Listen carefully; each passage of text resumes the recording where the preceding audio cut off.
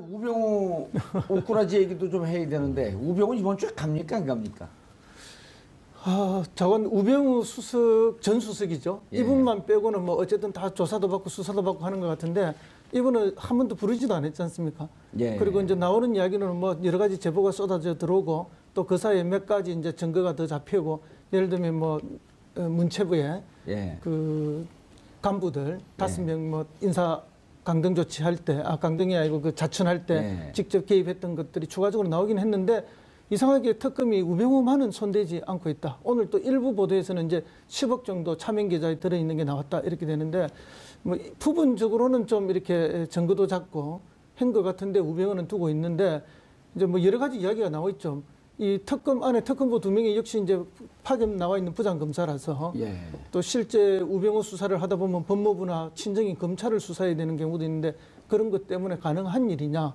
또 이런 분들이 또 우병우하고 다 가까운 또 인적 네트워크가 되어 있는 분들이라서 이렇게 소극적인 것이 아닌가 하는 그런 비판들이 많이 있는 게 사실입니다. 그러나 이 국정농단 사건의 핵심에 우병우가 있다는 게 국민들의 일반의 생각이거든요. 그것을 감찰하고 막고 해야 될 사람들이 민정수석실인데 오히려 방조하거나 오히려 직권을 남용해서 도와주거나 또 직권을 뭐라 그러죠, 직무를 유기하거나 이런 것들로 국민들이 인식하고 있는데 우병우만 빠진다면은 이번 특검이 사실상 뭐 반쪽도 아니고 반의 반쪽 수준이 되는 것이 아니냐. 삼성의 이재용 부회장은 우리가 이번 특검을 통해서 반드시 해소해야 될 게 정경유착 아닙니까? 자기들은 강요라고 이야기하지만 이건 정경유착을 통해서 자기들도 많은 혜택을 가져간 거기 때문에 한국 경제에서 수십 년간 내려오던 정경유착 이번에 반드시 특검이 좀 끊어달라는 것이고 또 동시에는 어떤 그런 것들이 감찰하고 제어하고 통제해야 되는 민정수석실이 오히려 그런 것들을 도와주거나 부하내동하거나 이런 것들이 아닌가 해서 그 권력의 핵심에 대한 반드시 단죄가 있어야 된다는 게 국민의 감정입니다. 최 변호사님, 그 전에 우병우 수석에 대한 혐의가 직권남용, 직무유기 등등이었단 말이에요. 근데 이제 사실 그 오늘 한 언론이 특종 단독으로 보도한 게 처갓집 회사인 정강에 뭉칫돈이 들어왔다라고 하는 얘기는 이미 한 2주 전서부터 오다가 이제 기사가 오늘 처음 나온 건데 10억 정도의 뭉칫돈이 해외에서 들어왔다가 다시 빠져나갔다는 거거든요. 아니 해외에서 들어왔다는 건데 이제 보도 내용만 따르면 본인은 해외에 투자했던 돈이 들어왔다. 근데 정무수석실 민정수석 그 당시거든요. 근데 이제 이게 세탁한 돈이 아니냐 이러고 이제 들여다본 건데 특검은 세탁한 돈이 그렇게 처갓집 기업으로 돈이 들어올까요? 그렇게 꼼꼼하고 법을 잘하는 분이 만약에 뇌물이라고 한다면 그거는 그 두 가지 측면이 있을 수 있죠. 과거에 우리 진경준 검사장 사건 때도 보시면 그 자기 통장이나 자기 주변 사람들 통장으로 거래를 하잖아요. 그러니까 검찰 출신들은 검찰이 같은 식구로서 나를 치지는 않을 것이다라는 어떤 일종의 그 기대나 믿음이 있습니다. 그렇다 보니 처갓집으로 받을 수도 있겠다. 그럼요. 보통 사람들보다 소홀할 수 있어요. 그러니까 그런 점은 그러니까 뭐 최순실 씨처럼 아예 처음부터 마음을 먹고 이거를 뭐 여러 가지 방법을 통해 가지고 복잡하게 돈을 빼돌리겠다 생각을 했으면 모르겠지만 여기는 그때만 해도 변호사를 하면서 다음 또 기회를 노리고 있는 상황이었기 때문에 그냥 어떻게 보면 일반 변호사들은 하지 않는 약간 높은 수준의 방법만 해도 되지 않을까라는 생각을 했을 가능성이 높고요. 저는 그런 차원에서 방심하다가 이번에 하여튼 그 좀 10억 정도는 수입료 빼돌린 게 걸린 거 아닌가 싶더라고요. 근데 해외에서 들어왔다 그러더라고요. 그러니까 그거야 뭐 계좌를 통해서 바깥으로 돌렸다가 다시 한번 돌아오는 게 이제 가장 기초적인 자금 세탁 방식이니까 그리고 또 처가가 갖고 있는 회사들이 많이 있으니까 그런 걸 통해서 그런 생각을 만약 수입료 누락이면 뭐에 해당되나요? 그거는 이제 변호사법 위반도 되고 여러 가지 이제 변호사법에 정한 그 불성실 신고 이런 것 때문에 이제 국세청의 이제 국세기본법 위반, 그러니까 세무조사와 관련된 거죠. 뭐 그런 탈세 혐의로 말하자면 처벌받는 구속사유는 아닌가요? 액수에 따라서 뭐 할 수 있지만 지금 봐서는 그것만 가지고라기보다는 다른 여러 가지 일들이 있지 않습니까? 직권남용, 직무유기 등등이 있기 때문에 그거는 이제 합쳐서 해야 되겠죠. 그리고 이분은 누가 봐도 증거인멸할 수 있는 인상만 봐도 그렇잖아요. 다만 다 변호사 수임료 뭐 누락 부분이 아닌가 뭐 이렇게 많이 말씀을 하시는데 이제 우리는 또 많은 상상과 추측을 해볼 수 있지 않습니까? 그렇죠. 그럴 수도 있고 이번에 유독 저 사면 복권과 관련돼서 여러 가지 이야기들이 있지 않습니까? 예. 그래서 혹시 이제 사면 복권의 핵심 담당자가 민정수석 민정이죠. 아닙니까? 예. 그러면 대기업들이 박 대통령과 최순실한테만 그렇게 대가성으로 뭐 여러 가지를 했겠느냐? 예. 혹시 그걸 핵심적으로 책임지고 있는 민정수석에게는 뭔가가 없었을까 하는 이런 의심들을 시중에서 하고 있는 것도 사실입니다. 이번에 이제 이재용 부회장의 어떤 태도에서 그걸 뭐 자신감 있게 보신 분도 있으신 것 같은데 예. 그렇지는 않은 것 같고요. 왜냐하면 그동안 진행된 그 상황에서 삼성 측에서 해명이 되거나 아니면 뭔가 반전을 이룬 사안은 없고 그리고 오히려 특검 측에 더 증인이나 증거나 이런 게 축적되었기 때문에 저는 그리고 이 앞으로 진행 양상에서 지금 삼성에 이렇게 지금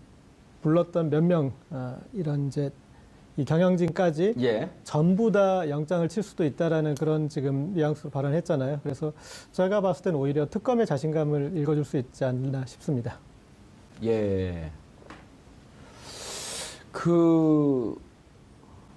어떻습니까? 지난번에 그 조의원 부장판사가 예. 영장을 기각하면서 예.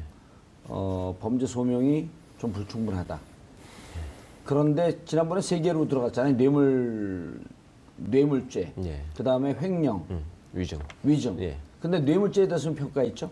그러니까 대가 관계에 관해서 예. 아직 소명이 부족하다. 그러니까 뭐 입증이 좀 부족한 것 같다. 그러면서 이제 돈 받은 사람도 조사를 안 하지 않았느냐. 예. 뭐 이런 박근혜 걸 또 예를 대통령을 들었고. 얘기한 거죠? 예, 예. 그러다 보니까 이제 기존에 그 강요죄로 기소되어 있는 부분과 놓고 볼 때 과연 그거를 넘어서는 새로운 사실을 통해서 대가 관계나 어떤 부정한 청탁이나 이런 것들이 확실하게 있었느냐라는 점을 이제 주요한 기각 사유로 들었었는데요. 네. 오늘 이제 재소환하면서는 특검이 그간에 안종범 수석의 뭐 업무 수첩을 추가로도 확보한 게 있었고, 그 다음에 공정거래위원회나 금융위원회의 압수수색을 통해서 또 추가로 확보한 자료들이 있기 때문에 예. 상당한 자신감을 갖고 소환하지 않았나 싶고요. 저는 오늘 이재용 부회장 출두하는 모습을 보면서 전보다 굉장히 긴장하고 있구나 하는 그 표정을 읽었는데 그걸 여유 있게 봤다고 보신 분이 있다는 게 저는 오히려 좀 의아한데요. 예. 그런데 지금 저 화면에 나오는 게요. 예. 최 변호사님. 예. 삼성 순환 출자 해소를 둘러싼 삼성과 특검은 주장인데 저게 이제 M&A 끝나고 난 다음에 예. 삼성 그 이재용 승계 과정에서 저런 공정위 삼성물산 처분 물량 뭐 500만 주 결정 이런 등등으로 삼성의 승계를 도와줬다는 예. 내용이거든요. 예. 예. 저거는 그러니까 7월 25일 이후에 이루어진 거 아닙니까? 그렇죠. 그럼 7월 25일 그러니까 삼성의 주장은 7월 25일, 7월 17일 날 이미 2015년 7월 17일 날 M&A가 이루어지고 그리고 그 이후에 자기들이 돈이 줬기 때문에 대가성이 아니다. 네. 그런데 돈 주고 난 다음에 저런 일들이 쭉 벌어진 거란 말이죠. 그렇죠. 그러니까 저 일이 있기 직전에도 지금 뭐 독일에 송금한 게 있었고 예. 했다는 거잖아요. 예. 그러니까 그러고 나서 직후에 이제 저런 조치를 공정위가 했다라는 것. 예. 그다음에 삼성은 저 문제에 대해서 소위 로펌의 해석을 받아가지고 예. 우리는 문제가 없다라고 본다라고 계속 주장을 했지만 공정위는 아니다. 그건 저거는 그 순환 출자 문제에 걸리기 때문에 예. 당신들이 그 SDI가 주식을 팔아야 된다. 삼성물산 주식을 팔아야 된다라고 계속 공정위는 요구를 했었고. 예. 그러니까 삼성은 이제 아니 그 문제 없는 거 가지고 왜 그러느냐. 뭐 별도의 규제를 통해서 괜히 기업 활동을 옥죄는 거 아니냐. 이런 식의 항의를 했었기 때문에 예. 공정위와 삼성 사이에는 이게 중요한 이슈가 돼 있었던 것이죠. 예. 그런데 갑자기 공정거래위원회가 그리고 지금 일부 보도에 의하면 공정거래위원회 부위원장이 직접 지시를 했다고 그러죠. 예. 그거 애초에 얘기했던 것보다 반으로 줄여가지고 그냥 파는 걸로 해라. 1000만 주를 팔라고 그랬다가 네네. 벼랑 하나 500만 주만 주로. 팔아라. 네. 예. 그렇다면 둘 사이에 무슨 흥정을 했다기보다는 어느 선에서 협상이 이루어진 것이고 그리고 그 과정에서 공정거래위원회가 다른 특별한 이유 없이 본인의 논리를 지금 접었단 말입니다. 예. 그러면 그 당시 상황에서 삼성의 주장이 옳았으면은 그거를 매각하라고 요구하면 안 되는 것이고. 그럼 정부가. 공정위가 엄한짓 한 거죠. 그렇죠. 예. 월권을 한 게 되는 것이죠. 예. 나중에 또 삼성이 그거에 대해서 법적인 문제를 제기할 수도 있는 측면이 있고. 그런데 그걸 반만 줄여가지고 그냥 해줘라라고 하는 지시를 고위 관계자가 했다라고 하는 것은 모종의 지시가 상부에서 내려오지 않았나 하는 의심을 받을 수밖에 없는 것이고 특검은 또 그 정황을 단순하게 평면적으로 지금 보는 것이 아니라 앞뒤에 벌어진 상황을 쭉 보니까 이게 유기적으로 움직인 정황이 있고 또 그 전에 돈이 간 게 있고 또 삼성이 이 문제에 대해서 굉장히 신경을 쓰고 있었기 때문에 이 문제를 어떻게든 풀려고 했었다. 뭐 이런 점들을 좀 포착하지 않았나 싶고요. 예. 그것 때문에 이 부분은 확실히 대가성이 입증된다라고 보고 있는 것 같습니다. 예. 허평론가님, 지난번에 2월 3일 날 청와대 압수수색이 들어갔다가 무산이 됐잖아요. 그렇죠. 같은 시간에 이제 이른바 성동격서라고 하는 표현을 저희가 여기서 여러 차례 썼는데요. 금융위하고 공정위 압수수색이 들어갔단 말이에요. 그렇죠. 금융위하고 공정위에서는 전혀 모르고 있다가 아닌 밤중에 뭐 날벼락 맞듯이 압수수색 돼갖고 전체가 다 털렸다는 거 아니에요? 그리고 그 털린 근거 속에서 보면은 공정위에 청와대가 일정하게 압력을 가해서 삼성을 도와주는 과정. 예. 지금 방금 나왔던 것도 예. 그 도표죠.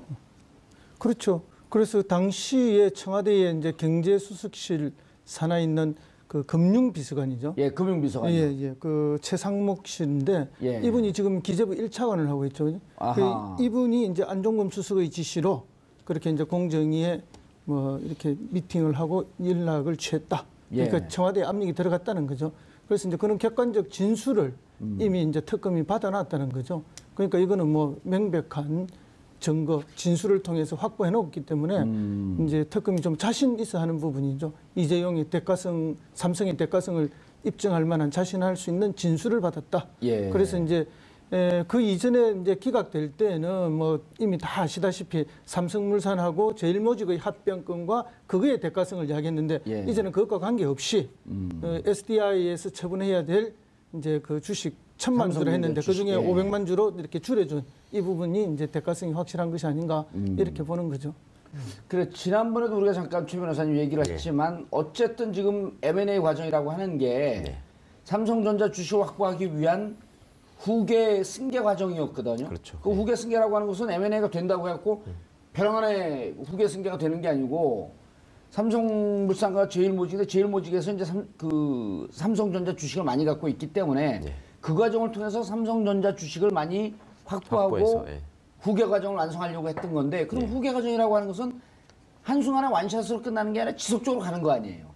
그럼요. 그러니까 당시에 이제 그 우리가 언론 보도를 좀 반추해 보면요. 예. 그때 당시에는 이 부분이 삼성의 후계 구도와 관련한 특혜가 있을 수 있다라는 쪽에 포커스를 맞춘 보도가 거의 없었습니다. 예. 그때는 무슨 외국계 펀드가 삼성을 집어삼키려고 한다. 예. 그러니까 뭐 이걸 지켜야 되는 거 아니냐. 예. 그 일종의 애국심에 홍보하는 뭐 이런 삼성의 전략이 있었는데요. 그렇죠. 무슨 그 엘리엇인가 그쪽 그 예. 펀드에서 들어와갖고. 그러니까 지금 그 박 대통령이 일부 변명한 내용이나 또 삼성의 주장을 보면은 이거는 그런 문제가 아니었고 당시에 외국계 자본으로부터 우리 국내 기업을 지키는 일이었다라는 식의 지금 해명을 하고 있단 말입니다. 그렇죠. 그런데 그거의 이면을 보다 보니까 지금 말씀하신 것처럼 그 승계 작업이라고 하는 것이 결코 한 번에 이루어질 수 있는 것이 아니고 여러 가지 복잡한 구조를 통해서 첫째는 세금을 아끼고 예. 그다음에 두 번째는 이재용 씨의 지분을 공고하게 해서 다른 사람으로부터 경영권을 침탈당하지 않도록 어떤 지배구조를 공고히 하는 작업의 일환이었는데 그 과정에서 이제 이 그 M&A라고 하는 것이 아주 중요한 수단으로 지금 활용이 됐었단 말이죠. 예. 그리고 공교롭게도 그 M&A 작업이 이루어지는 와중에 정부가 또 정부 관료들이 또 공적 자금을 운영하는 우리 국민연금공단이 이게 이제 계속 개입한 흔적이 나오고 또 그와 관련돼서 잘못된 정책 결정을 했거나 아니면 이상한 의사 결정을 하고 그걸 삼성 측에 유리하도록 집행한 사람들이 지금 다 구속돼 있는 상황이란 말입니다. 예. 그리고 거기에 추가로 지금 그거가 완결되고 하는 과정에서 별도로 있었던 또 그 부수적인 조치들이 있었고 그것 중에 하나가 그 삼성 SDI의 그 삼성물산 보유 주식 매각 문제가 드러난 예. 것이고 또 그 매각되는 상황을 놓고 보니까 그 앞에 이제 우리 정유라 씨의 말구입과 관련된 삼성의 지원 예. 이런 흔적들이 이제 시차적으로도 이게 좀 일치하는 측면이 있고 그렇다 보니 삼성이 청와대의 요구를 수용하고 내지는 좀 더 적극적으로 오히려 더 대범할 정도로 그 최순실과 정유라의 지원에 앞장섰던 이유가 예. 결국은 후계 구도를 공고화해서 이재용 승계 작업을 마무리하려는 예. 그러니까 지금 대통령이 있을 때 뭐 그런 의도가 많이 발현된 게 아닌가. 예. 특검은 이제 그런 부분에 대해서 상당 부분 파악을 했다고 생각하고 어떤 자신감을 가지고 구속영장을 다시 청구한 거 아닌가. 예. 그런 생각이 듭니다.